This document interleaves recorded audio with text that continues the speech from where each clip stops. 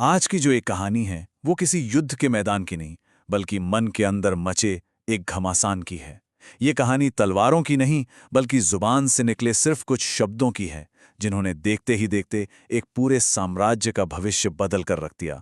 देखिए, यही वो एक लाइन है जो इस पूरी कहानी का दिल है। एक तरफ है बेइंतहा प्यार और दूसरी तरफ एक ऐसा डर जो सब कुछ तबाह कर सकता है। तो चलिए सीधा चलते हैं उस पल में जहां ये सब कुछ शुरू हुआ। उस दिन अयोध्या में समझिए जैसे खुशी की एक लहर दौड़ गई थी। हर घर, हर गली, हर इंसान के चेहरे पे बस एक ही भाव था, उल्लास। और हो भी क्यों ना, अयोध्या को उसका युवराज मिलने वाला था, राम राजा बनेंगे।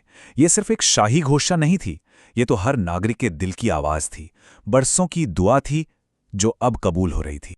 और इस खुशी के बिल्कुल केंद्र में थी रानी कैकेयी। उनके लिए राम सिर्फ सौतेले बेटे नहीं थे, वो उनकी आंखों का तारा थे।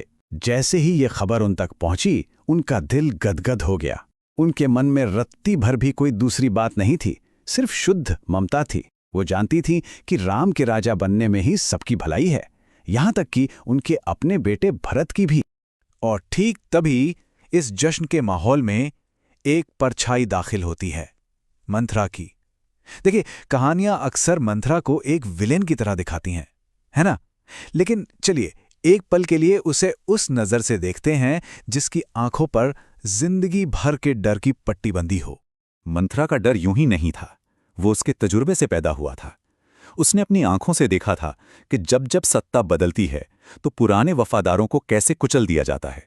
उसके लिए राम का राजा बनना कोई खुशी की बात नहीं थी, ये उसके और भरत के भविष्य पर मंडराता हुआ एक खतरा था। ये उसका अपना निजी डर था जो अब अयोध्या की तकदीर लिखने वाला। और अब हम पहुंचते हैं कहानी के उस मोड़ पर, कैकेयी के महल में, जहां माहौल बदलने वाला है, जहां कुछ ही पलों में सुकून की जगह शक और शांति की जगह बेचैनी ले लेगी। मंथरा अपना काम शुरू करती है, बहुत धीरे धीरे और बहुत सधे हुए तरीके से। सुनिए कैकेयी के इन शब्दों को, कितनी सरलता है, कितना विश्वास है। राम के लिए उनका प्यार अडिग है, उनकी नीयत शीशे की तरह साफ है, उन्हें कोई शक नहीं, कोई डर नहीं। बस यही वो दो शब्द थे, एक बिल्कुल सीधा सा सवाल। लेकिन यह सवाल नहीं, एक तीर था जो सीधा कैकेयी के विश्वास पर जाकर लगा। शक का वो पहला बीज जो अब एक मां के दिल में बोया जा चुका था। यहां मंथरा की चाल साफ दिखती है, ये कोई गुस्से में कही गई बात नहीं थी, ये एक सोची समझी रणनीति थी। सबसे पहले उसने एक मां के दिल में बेटे के लिए डर जगाया, फिर ये शक पैदा किया कि सत्ता बदलते ही राम भी बदल जाएंगे। और जब कैकेयी ने राम के धर्म की दुहाई दी तो मंथरा ने बड़ी चालाकी से इसे किस्मत का खेल बता दिया। और आखिर में उसने कैकेयी के हाथ में वो हथियार थमा दिया जिससे वो इस डर को हकीकत में बदल सकती थी। अब कहानी महल से निकलकर कैकेयी के मन के अंदर पहुंच जाती है।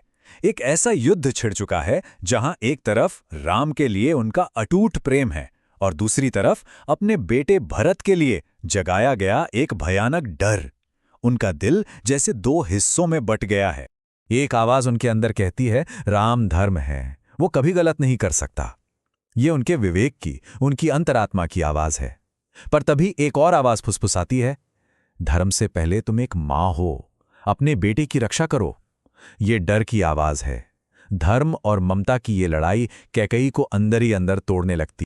बरसों पहले की बात है, युद्ध के मैदान में कैकेयी ने राजा दशरथ की जान बचाई थी।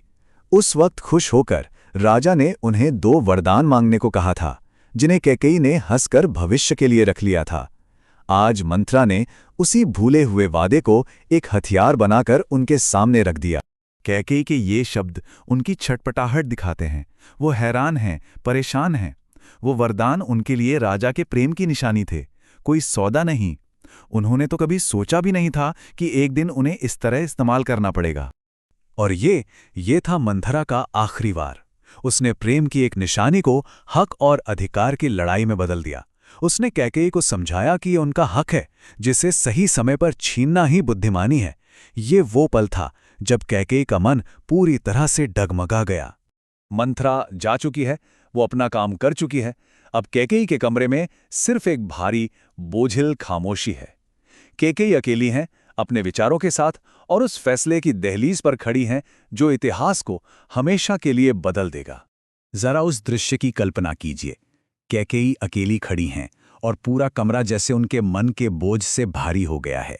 जलते हुए दिए की लौ भी हवा से नहीं बल्कि उस तनाव से कांप रही है जो उस कमरे में भर गया है। हर चीज ठहर गई है, बस एक फैसले का इंतजार है। कहानी ठीक यहीं आकर रुक जाती है, उस एक पल में जहां एक रानी को, एक मां को, एक इंसान को चुनना है, प्रेम और भय के बीच, और वो जो भी चुनेंगी उसकी गूंज सदियों तक सुनाई देगी। निर्णय अभी होना बाकी है।